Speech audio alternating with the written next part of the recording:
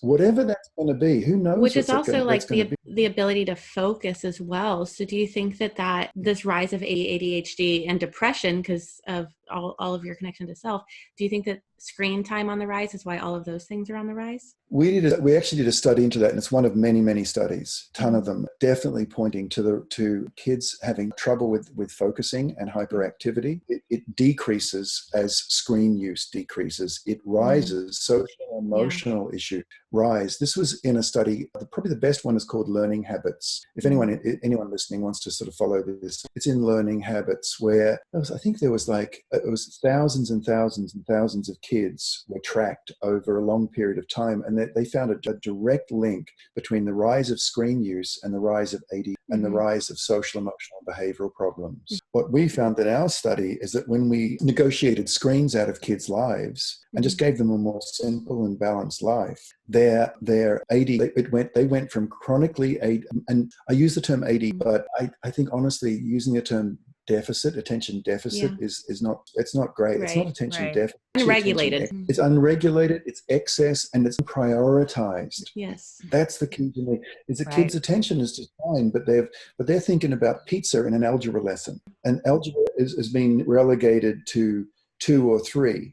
And understand that their attention is fine, but it's all misappropriated because screens do that a lot. They flick images backwards and forwards and backwards and forwards. And of course it goes into also like red 40 and sugar and all that, but it's like the screen, it changes the way their brain reacts and operates and their emotions. But what if, say someone's listening right now and they're waking up to this, but they've already given their kids, because I know you work on non-prescription when it comes to behavior. Say they already have given their kids Adderall or Ritalin or whatever, the safest form that they can find, and they're waking up to, okay, wow, I need to change their lifestyle as well. What's the best thing they can do? Well, look, you guys are asking really good questions. We need more time with you. We might need a part. I have 2 more big questions after this. So, all right, so this has got to be nutshelled, right? Look, all kids are quirky, right? They've all got their quirks that make them lovable and kind of infuriating sometimes, right? But they've all got their quirks. Over years now of working with this, one thing that I've come to understand is that if you add quirk to, if you add, I beg your pardon, unrelenting stress to a child's life, that quirk will slide along a spectrum and become problematic. And if the stress still continues, it'll become a disorder. But all a disorder is an inflamed quirk. What's an example of that? Just so yeah, exactly. If a child's a really busy kid, right? They're not a sitting still kid, thoughtful in that way, not in terms of still thoughts. They think while they're moving. They think on their go-getters. Good way of putting it. Okay, and they think through doing. There's this saying, think on your feet. I love that saying because that's a lot of kids do. Not all, but some do. Yeah. Okay. You add unrelenting stress to that kid's life, and they're the ones that are really prone to being hyperactive. If you have a kid who just loves things to be in order, just likes things to be orderly, and likes things lined up, you add unrelenting stress to their lives and they become obsessional. You got it. If you have a kid who's a bit feisty, right, and you love them because they're feisty, you add unrelenting stress to their lives and they become oppositional defiant disorder. But here's the thing, and Mercedes, this perhaps takes your question at one step further, is that what we found through our studies, and we've got like over 1,000 simplicity parenting coaches and group leaders around the world now. So this is cross-cultural. It's one of the biggest parenting movements in the world. But the examples that we get given are from all these different cultures. Is that if you start to, the problem number one is that stress has become the new normal. Yeah. Too much, too soon, too sexy, too young. It's become normal. It's become normalized. But when we were growing up, it just wasn't like that. And some people say, well, that's just the way the world is now. It's not. The kids' brains can't cope with it, and they go into fight or flight, and they go in and they go into what these ADD, OD, OCD. There's no shortage of Ds. There are a lot of Ds, but that I call that an emotional fever or a soul fever. It's a soul fever. Yeah. It's an inner fever. It's not necessarily an illness. It's an exaggerated quirk But if we give our kids cumulative simplicity and balance, if we dial their lives back a little bit, just a little bit, and we start to say, I wonder if they really do need to do that second travel team. Or I wonder if they really do need to have that extra play date. I wonder if, and you start questioning this new normal of more, bigger and more and bigger and more. And you start simplifying wherever you can. I mean, it's whatever feels. My book, Simplicity Parenting, it's a kind of a weird book because it doesn't tell you to do one extra thing. A lot of parenting books tell you to do all this stuff. This actually suggests doing less. It's a lot easier, right? And through dialing it back, you get your kids' quirk. And many mums and dads have said to me, it's amazing when we just we gave them a little more time at home. We gave them time in nature. We gave them time to hang out. Then they feel like they've got their little kid back. Many of them said to me, I feel like I know. But the interesting thing is that if we keep just dialing it back a little bit, I don't think weird about this, but just sensible stuff, dialing back screens, just that, so we can feel a bit more comfortable with it. Dialing up game nights, dialing up baking together, just hanging out.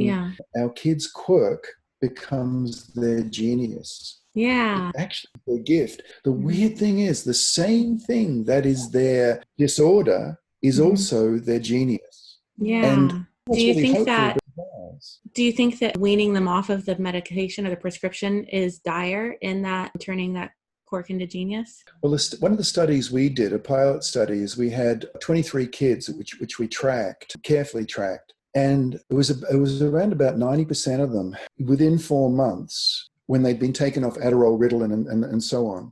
Within 4 months, they went from clinically ADD to being not. They were still kind of rascally. They're still movement kids. That's right there. They're kids, but they're kids, and they're just them again. They're now reachable, teachable. You can be. They're doing okay. And that was within 4 months. Wow. So for me, Jay, to answer your question more specifically, medication, we've got to understand that the United States consumes over 92% of all those medications. And we have doggy Ritalin. Right. So, but medication, again, not anti-medication, it's like scaffolding. But scaffolding is not meant to stay there permanently. Right. You put scaffolding up so you can get to a place where you make the repair, and then you take it away so that the structure can stand independently.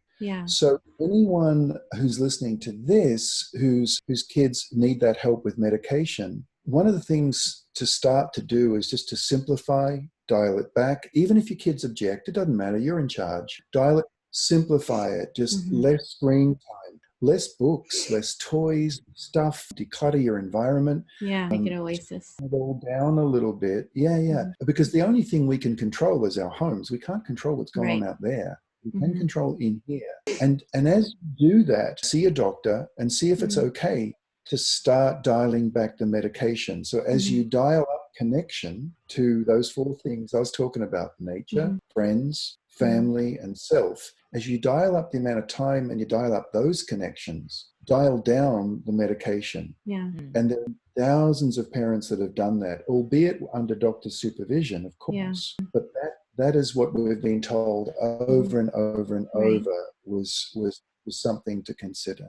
I love that answer. So I've listened to every single episode of your podcast, Simplicity Parenting, and I love it's geared for parents because it's only 10 minutes an episode, so it's perfect. But I have 2 personal questions that I have not heard answered on your show. If you have time for them, we don't have to go super deep into them. Well, why don't you ask them? We'll have a go at them, and then I'll record them on the show as well and blame you. Oh, awesome. Okay. So they're from my own personal life. So the first one is me and my children, their dad and I are no longer together. It was sadly a very toxic relationship. So what's best is, right now at least, is no contact, which is very confusing, as you can imagine, for the kids. And my daughter, who's almost 4, she sometimes will act like a baby, like she'll regress. But a big concern too is that when we go back and forth with the kids, which someone else will do the transition for us, when they go to their dad, they they cry for me. They just want me. When they go to me, they cry for their dad. They just want their dad. And what big emotions, what sad, situation for them. And they often say, I just want everyone to be together. And we've been apart for over a year now, and this is still continued. So I'm curious, just in a situation like this, what is the best thing that we can do to help our children navigate through the feelings? I don't take it personally, but I do feel lost on what's the best thing to say. Yeah, it's tough. It's really tough. One of when you have kids going between homes, right? You're probably on some of the basic stuff, which you're probably onto is that in their little backpacks or whatever they're taking to dad's place, let them take their favorite, the pillow they sleep on. Let them take it. Let that go backwards and forwards between them. Their favorite toy obviously goes backwards and forwards between them. When things get better between you and dad, and they will, one day they will, is if the story book that they're being read, the story they're being read, that can go backwards and forwards. So they get the same story at dad's as they get at mum's. And they start to have, what they want is they so heart-renderingly said, we just want everyone to be together. But togetherness can take different forms. And if they start taking, for example, a story, and you're reading them Winnie the Pooh, one of my favorites, right? So you're reading them Winnie the Pooh, and he's trying to get the honey out of the tree, and he has an idea to get a balloon and float up. That doesn't end well for Winnie, as we know. And then you give the book, and you put a little marker in it, and then dad reads the next part. It's sending a really powerful message to kids. And I don't know, would dad be into that? Would he cooperate that, may I ask? He would at least say that he would. So let's hope. Yeah. Why not hope? Right? And particularly if the children ask for it, right? Yeah. But as time goes on, you can start with little things like stories, really little. Most mums and dads will do that, particularly if the children are asking for it. And so you start, I'm a big believer in just small and doable rather than asking too much of each other. Just little things. That's why I love like your that. work. It's attainable. Yeah, it is. It'd be weird if it was complicated being about, but like a pillow. Daddy, can we put our pillow here? And it might even be one they take from daddy's house. It doesn't always have to come from mum's, because as dads, often we feel that we're not as good at this as mums are. We get that message. It's usually true, but not always. But maybe the pillow on their bed from daddy's house comes to your house, and they sleep on it, and they take it backwards and forwards. Little things. We have this saying in the United States: "Don't sweat the small stuff." But with things like this, it's all about the small stuff. Yeah, it's literally small stuff.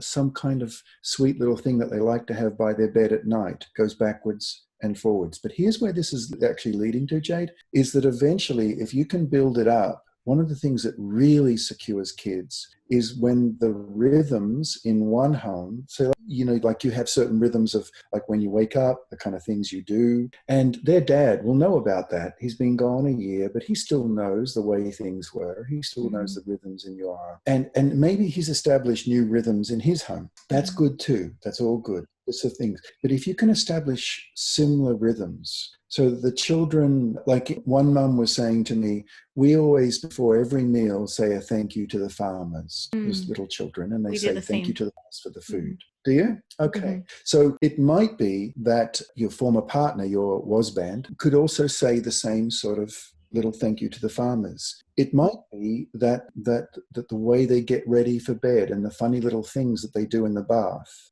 that happens same in both. So that you start establishing, because for little kids, that's their world. That's their world. Their world is that stuff. And if they can sense, see, they're looking for togetherness. Yeah. And you can't be together with daddy right now. That's just not going to happen, and so on.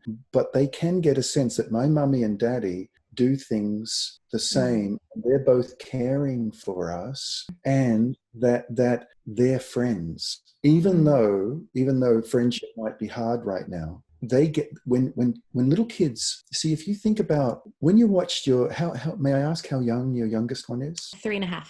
3.5. All right. Perfect. Because when you watch your 3.5-year-old play, they go through solitary play where they're just playing on their own. They're just little, they're tiny, and they're playing with their fingers and with a little toy or whatever, but they're not really relating. They're just tiny infants. But around, when they grow up a little bit, they start what's called parallel playing, where they'll play with a truck and they'll go right up beside another child, and the other child will be playing with the truck, and they'll be playing with the truck, and they're not really playing together, but they're paralleling, right? That is a play stage, and it's a well-known, obviously called parallel play. It's a well-known play stage. When mum and dad can parallel, even over little things, then children recognize it because that's the play stage they went through or they're in. Do you see the psychology of it? Yes. So, and that will help secure them and have them feel good about things. Now, it doesn't have to be that a mum and a dad or a mum and a mum, like partners, have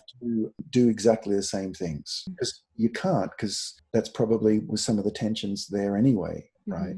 But my advice always is for mums and for partners to get together and say, like these two circles that are overlapping, and look at the bit. We know what we're doing separately. We know where we disagree. That's well charted territory. We've been over that a lot. Well known. What is it, for the sake of the kids, that we can do that where they can go backwards and forwards between our homes and sense that we're paralleling? We don't have to be full-on friendship playing. Impossible right now. But over the years, if you find those little toeholds, it's very meaningful, because children live in the world of picture thinking and symbolism. They do. That's just it's their lives. And when you do that, that middle area, like two circles overlapping, and it might be just a little tiny bit of overlap. But if it's doable, like a thank you to the farmers, or like a pillow that go, like a story, whatever. That's why I mentioned these really small, doable ones. Over the years, that gets bigger and bigger, because dad sees and mum sees, or the partners see,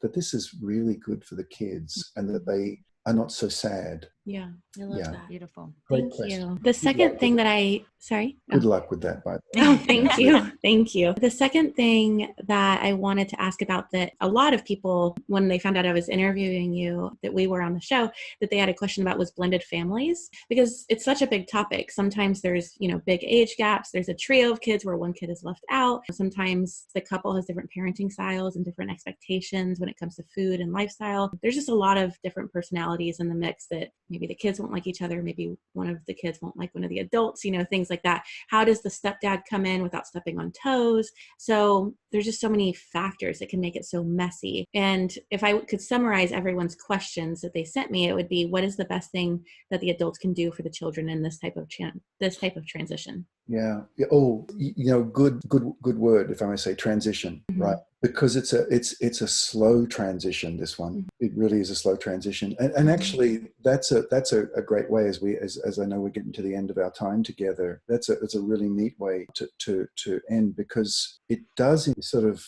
encapsulate a lot of what we've been talking about, actually. Is one of the things, if you've got a blended family, two families coming together, one of the things to do is to really sit down with the other partner and talk about, what are the rhythms that we can establish, that we can have in common. Values is also important, to sit down and have a value conversation, just the two of you. Where do our values overlap? Like, that's an important conversation to have.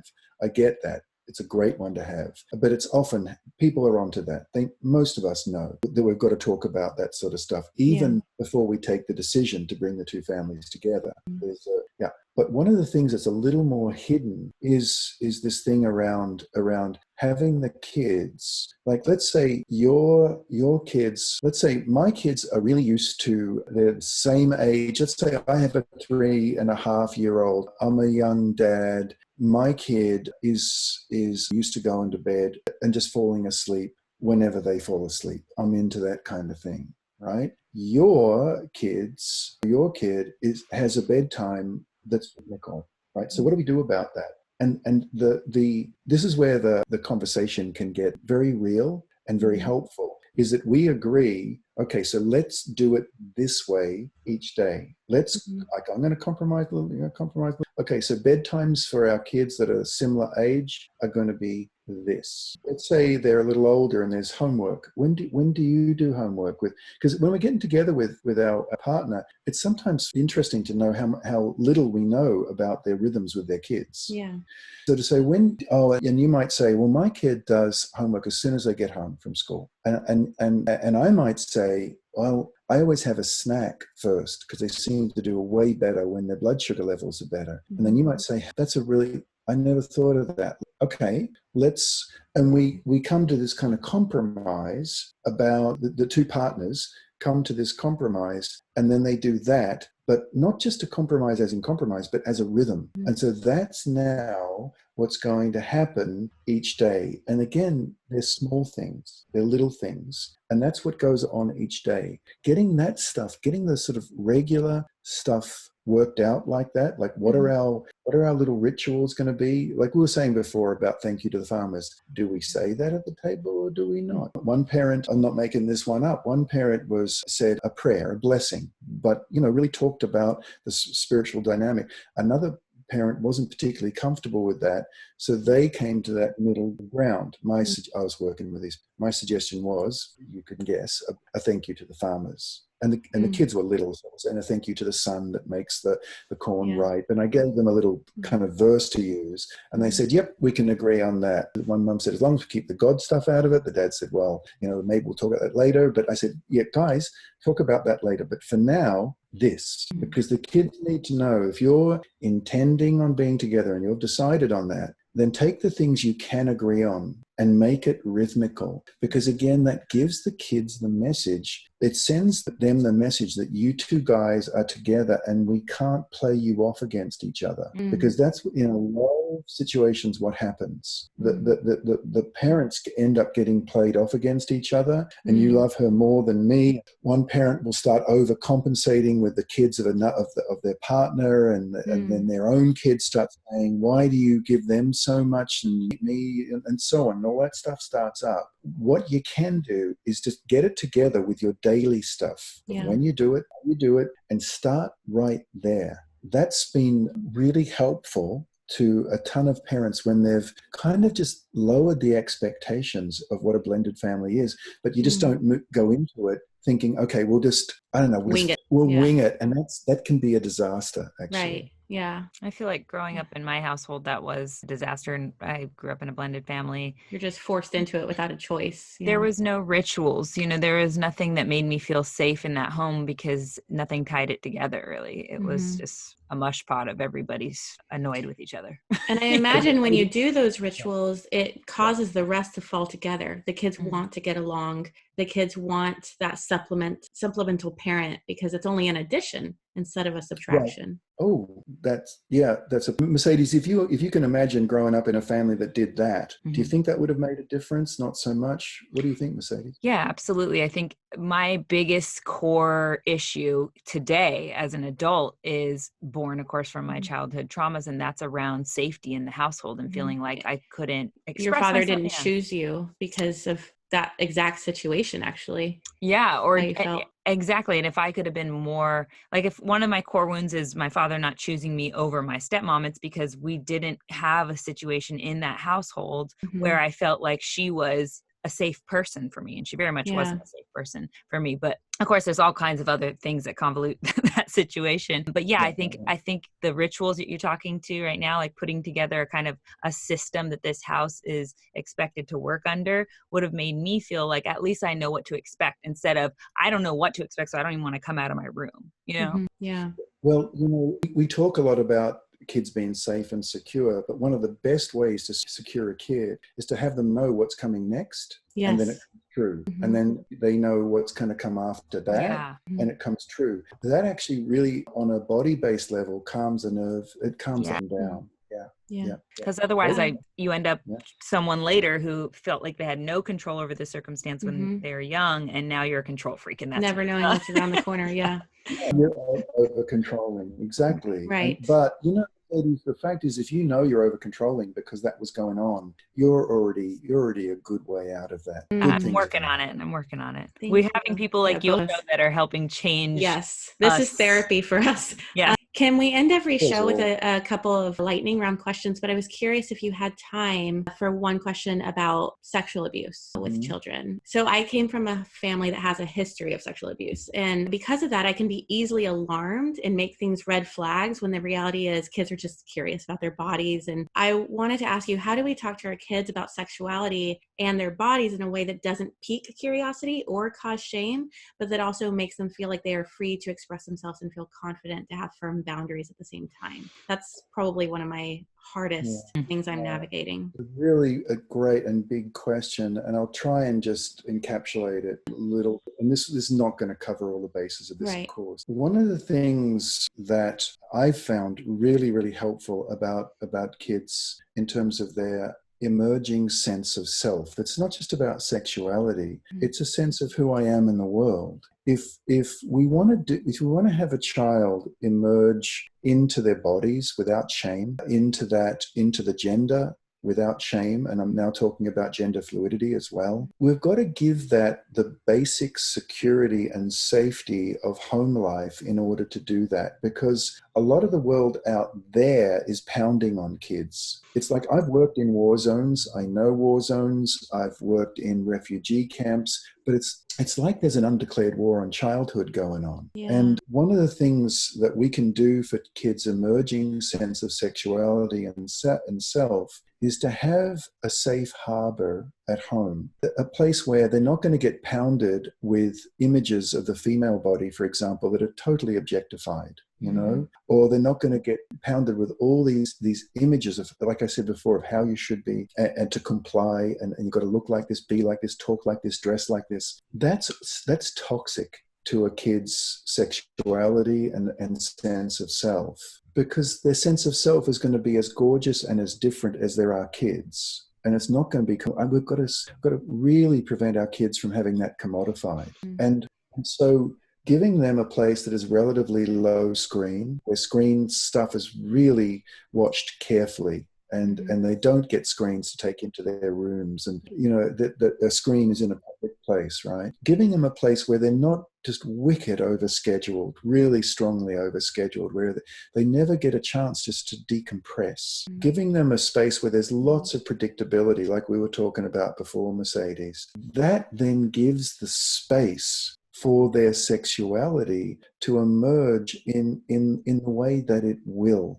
But it's theirs. It's not what they're being told it needs to be. Then and that, in that sense, the parents who give their kids, it's almost embarrassing to say, but giving children the space for childhood, just giving them a space for it, is one of the ways that that little seed, that little tiny body that you born into the world, you know, and you're held in your arms in those first minutes, they've come into the world to do something. Like, I don't know about you, Jay, but I was expecting harps and golden lights and angels. But my first child born into the world, looking me in the eye saying, "Can you handle me?" Yeah. She was almost rolling up her sleeves saying, "Are you," because she's strong. She is strong. And, you know, "Are you going to be able to cope with me?" And giving her space to go out there in the world, do what she's going to do, but come back in again and just decompress like she would. She goes out into those stormy seas of life. And I know it's a bit of a cliche, but kids do. But do we provide them with a safe harbor where they can come in and provision, repair, rest? It's not like, I'm not suggesting we keep our kids from the big world. I'm suggesting quite the opposite, is that when they go out into the big world, that they go out feeling strong. And that's got to do with emerging sexuality. That's so much more simple than I expected. So thank you. All right. So like Jade mentioned, we have a few short questions we like to end the show with. So if you could hug your younger self right now, what would you say? If I could hug my younger self right now, I would say, "Well done, Dad." Oh, that's so sweet. If you could have the whole world read one book, which would it be? Winnie the Pooh. Yeah, so good. Or more appropriately, The Day of Pooh. I'm curious, because of your previous question, were you concerned that you were going to fail as a father and that's what led you to your work? Were you nervous about that? Almost the opposite. I had a dad who went through the war, went through the depression, and he came out the other side of it all loving and kind, and gave me an image of fatherhood which was just beautiful. And I came to recognize, as I learned more about the war and the terrible things that happened, and the depression, and he was a little boy in the depression and was starving, and he was homeless at 14. And that what an incredible thing he did to find that space within himself to be such a kind and very present dad. So, because there's generational, I get it, there's generational abuse and there's generational alcoholism, but there's also generational simplicity, because we led a very simple life, and he gave that to me, and it was generational presence. He was just very, very present for me without being intrusive, particularly as a teenager. Not intrusive, but there. Yeah. I love that. If you could whisper one phrase to everyone on the planet, what would it be? It would be the phrase of the Dalai Lama, I guess, and that is, be kind whenever possible. It's always possible. I love that. You're like the Dalai Lama of the parenting work. Not such lofty, but I'll take it. You read his work and it just feels so simple. And that's what I love about yours. So before we let you go, where can people find you and your work? They can find the work that I'm bringing, and I don't mean to be glib, but within all of our hearts, because that's where it lives. It truly lives. This wish to give our children a childhood is something inside ourselves. It's, of course, forgive me, I know what you're asking. It's the best answer. Is at Simplicity Parenting, at the website simplicityparenting.com, and we have a lot of support, a ton of support, and all kinds of stuff going on there, that if you want to simplify and balance your kid's life, there's all sorts of support there, because sometimes we can feel a bit counterculture and a bit weird, because you look at your extended family and they're not doing it, they're just sort of weirdly overscheduled. You look around the neighborhood and everyone's just going crazy. So sometimes you do need an extended family around the world to give you the confidence to slow down a bit. Yeah. I love that. Thank you so much. Something I love so much about your work is it's not just changing people's lives, it's literally changing their children's lives, which is just a ripple effect, and it's going to continue far after you're gone. So I really, really, I'm just so thankful for what you're doing. Yes. My kids that will never meet you, but you've changed their lives. So your legacy is definitely leaving a trail of light behind you. Thank you. Yeah, it's such a privilege to speak to you both, and just I just many blessings on your work. Right, the world needs it. Thank you so much. Thank you. Well, he was refreshing. Gem. Yes, I loved it. He really did feel like, when you're around a monk, it makes sense, because their life, their whole thing is simplicity. Simplicity, yeah. Yeah, like whenever I've been around a monk, it has this like different feeling. It's almost like you've gone out to nature, you've gotten off the grid, and it's like they carry that energy about them. And when you like shake their hand, it's like, it's so powerful, the feeling that you get when you're around them. And that's how I felt just looking at him. He just carries that. So I think because I wrote a magic trick the other day, which I'm going to use it on an upcoming episode, but it told me how to, or the trick is how to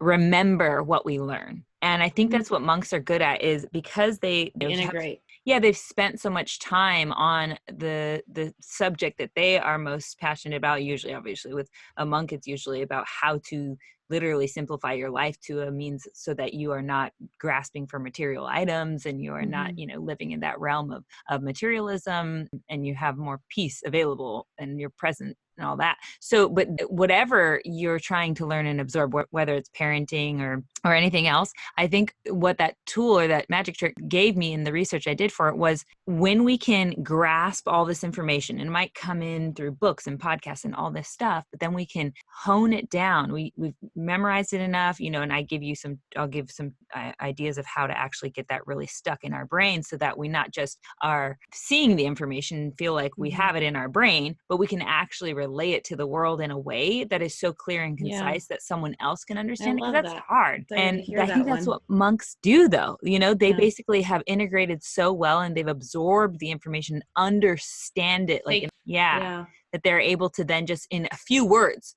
give it to you, where you're like, oh, Yeah. I get it. That's beautiful. Yeah. And that's what Kim, our guest today, I think was doing for us. So well, what about your magic trick? Yeah. So today, my magic trick actually comes from our guest, Kim, today. And Jade, you're the one who mentioned this to me because, well, I don't know that you knew when you were mentioning it to me, but it's something that relates a lot into my life. And I don't have children, but I have relationships, and this can kind of go with any type of communication you're trying to have in any type of relationship, whether with children or loved ones. And this isn't about your husband, but I've had plenty of partners that were like teenage sons. So yeah, for sure. So this works on all of the inner child and all the people that you meet. But this magic trick is to not use two of the three stooges in any one sentence. So to clarify, the three stooges are these three words: you, always, and never. You, always, never. So we don't want to use two of those in one sentence at any time, because it basically will not communicate what you're trying to communicate, and it'll probably end in some disruption. Yeah. So you want to avoid them,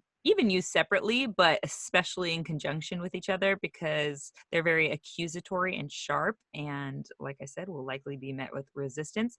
So for example, let's start with the word you. So when you're talking to anyone, especially a child, and you're saying you, it can be a bit cutting if you're using it in an accusatory tone. So instead we would replace it with we or us. I try to do that even on this podcast. I try to say we instead of you, because it's not aggressive. And I don't like when I see a message on Instagram where she's like, you need to do this and you need to do that. I'm like, well, do you think you're better than everybody? Like, you got to do it too. On me. But when it takes the should away when you're like, we need to do this. And it's like, it feels more, first of all, I'm all about things feeling attainable. It feels more attainable because I feel like, oh, you're going to do it too? Okay, I'm with you. Exactly. You know? It's funny you say that, because whenever I write an Instagram post, I write it all the way out. You know, so if you follow me, you guys, and Jade, you know, my posts are sometimes very lengthy. Yeah, me too. Like my magic tricks. Yeah. So when I write it out, though, I'll often have all these eyes because it's coming from me, you know, and I'm also saying you should do this, and if you do this, and it just comes out of me that way. And then I have to look back at it and go, how do I soften this? And how do I turn on my femininity? Because I'm, you know, coming from being masculine, instructional, commanding. Now, how do I make this inviting enough that people will actually want to do it? And I think a lot of that is like what you're talking about when we create the we in it, when we say, you know, this is my experience. It's coming from an I place, and that's okay. We can all accept that. Okay, she's talking about herself. That's not offensive to me yet. But when I am demanding you or commanding you and saying you should do this, that's like, they're like, hey, I want to say in this. So you agree. When you make it a we thing or a us thing, it makes it so much softer. So, you know, like what we're talking about here, you might say something like, instead of saying something with that commanding you might say something like, why don't we see how we can make that better? Or let's see how we can do that. There's no sense of condescension in that. And if you catch yourself saying you, like if you're like, oh shit, it just came out, or this is a parenting episode, I don't know if I should have said that word, but if you if you caught yourself, you're like, oh, I already said you a couple times, you can say, I need to be more mindful of this as well. That kind of like at least closes it up as a we. Yeah. Or I often say things like, I'm saying this to you as much as I'm saying it to myself, because it's that's really good. You know, because I do catch myself shitting on people a lot, and it's always something I need to do myself.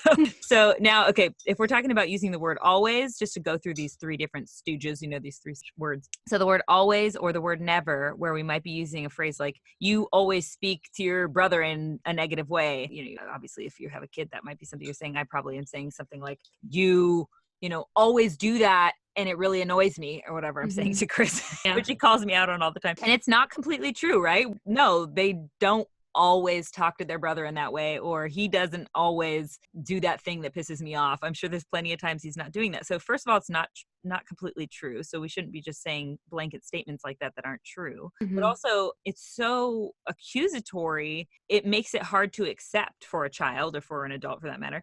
So if we can replace that word always with often or sometimes, which would begin to soften that a bit. So we might say something like, this sometimes comes up and it's really hard for us when it does, or this happens often and it isn't pleasant, right? It's softer. So it's going to be much more likely to be, first of all, true, and much more likely to be heard by the other person. So I think those are important changes. And then just to specifically talk on the word, or speak on the word never, as in you never listen to me. Why do I have to ask you 5 times? You never listen to me, which I think gets said to both children and adults. And I'm sure we're all guilty of that at some point. So again, it's creating kind of a dead end for yourself because you're painting yourself into a communication corner. Because think about if the child you're saying this to hears that phrase, you never listen to me, they're hearing it like, well, then what's the point? You already think I never listened to you. So why would I start listening to you? So it's calcifying. They feel devalued. Yeah. Yeah, exactly. It's calcifying an already hardened situation.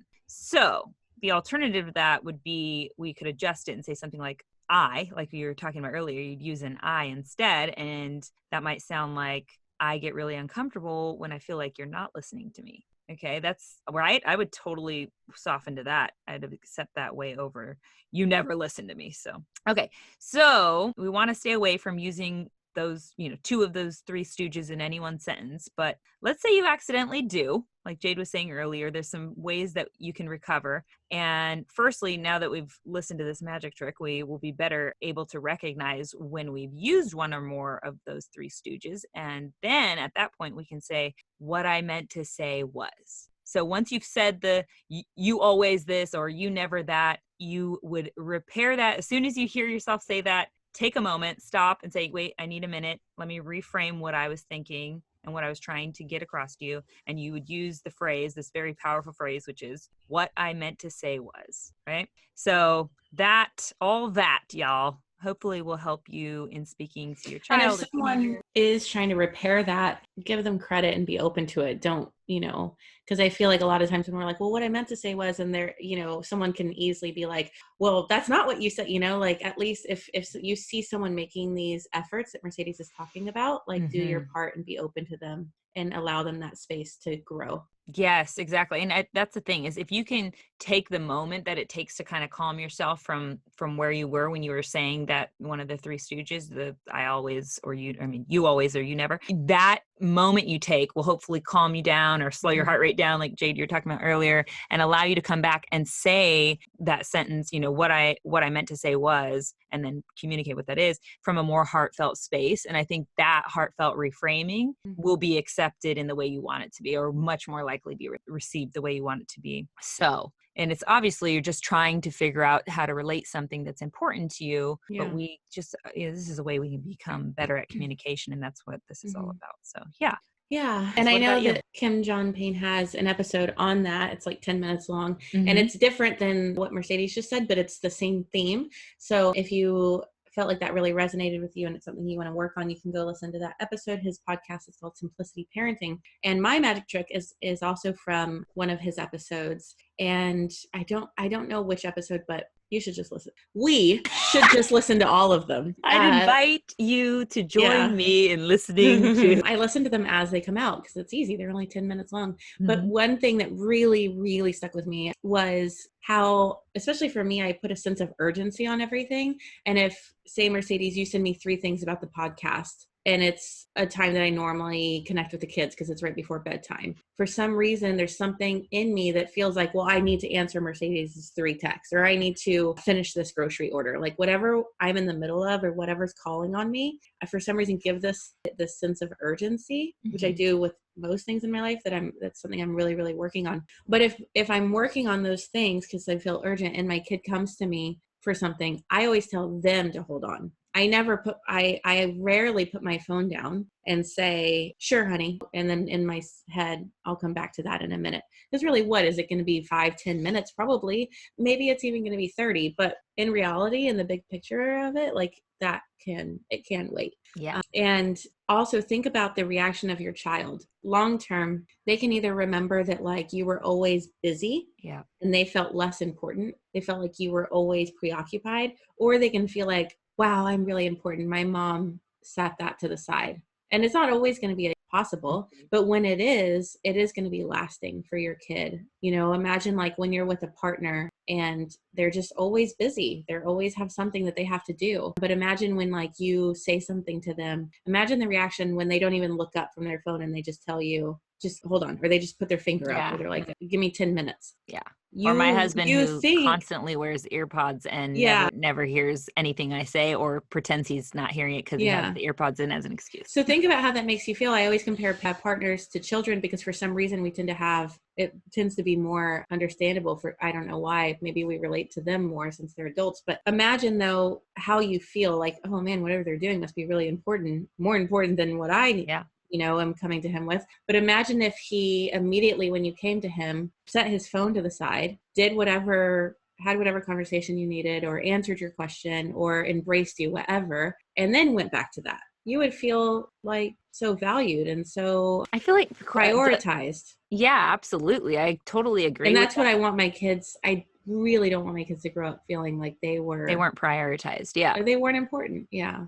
Yeah. And so then I have this feeling that comes up in me, because that's beautiful. And for sure, I think parents out there are doing just what you're talking about and neglecting, the fact that they could set down their phone and hold their child, or really understand what the concern is and whether or not it is important, or if they just need to be seen and heard for the moment, whatever.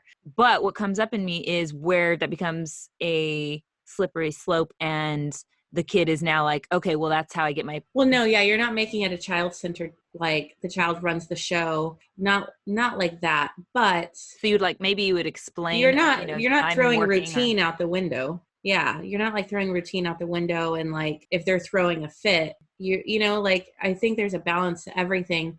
But for me, someone who works from home and is always on my phone because of it, I think it's something that if I applied, it would make a huge difference in my home and the energy of the home. I think there's I think it can be applied without being taken to the extreme. Yeah, I think there's a way I'm just trying to figure out what the way is to apply it. And it might be setting aside certain hours of the day that are work hours. Mommy's going to be on the phone, and then certain hours of the day where that's the thing. I one time raised my voice at Soul because he kept asking for something. Every 5 minutes he would ask for something. And I was like, can you just give me 10 minutes? Because I was dealing with something with you in the podcast. And then I realized like that poor freaking kid, like I just raised my voice at him because this could have waited till after bedtime. So that's that day I said, okay, from now on, from 12 to 2, no phone. And from 5:45 to 6:45, no phone. And that doesn't sound like a lot, but it is in my home because I'm with them all day long. But no one is going to be able to do this 100%. So if we at least try to apply it, it's only going to, balance us a little bit more. So I like that you're using the phone as an example too, just because as a kid, I'm thinking when you see a person talking to a person, you're like, okay, I'm not supposed to interrupt. I won't interrupt and I'll wait. Okay. That's a visual, obvious thing. But on the phone, you're like, well, mommy, we don't know what mommy's doing. Or when it's with, my husband, for instance, I don't know what he's doing. So I don't know if I'm interrupting him in work mode because he's, works through his phone a lot, as do I. So yeah, it's also the fact that we don't even know what the other person is doing. They might be just scrolling it in the gram, and we're always assuming they're just doing some lazy shit. I don't know. That's what I'm always assuming. Yeah. Maybe that's something I have to look into myself. Well, we're all a work in progress. Yeah, we are. Okay, you guys, thanks for listening. We hope you found this conversation as enlightening as we did and as refreshing. If so, please share it with your friends and family. This would mean so much to us. And you never know, the parents around you, you never know what they're struggling with. So sending this to them, it could benefit them in more ways than one. Remember also that you can go to our Instagram page at The Majic Hour to ask us or any of our future guests a question. Until then, be a light.